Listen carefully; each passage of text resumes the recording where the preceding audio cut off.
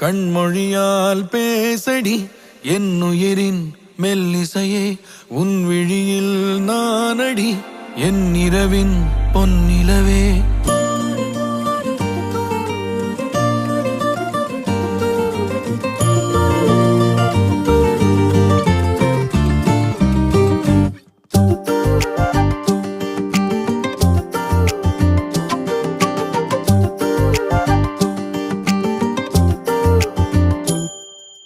கண்மொழியால் பேசடி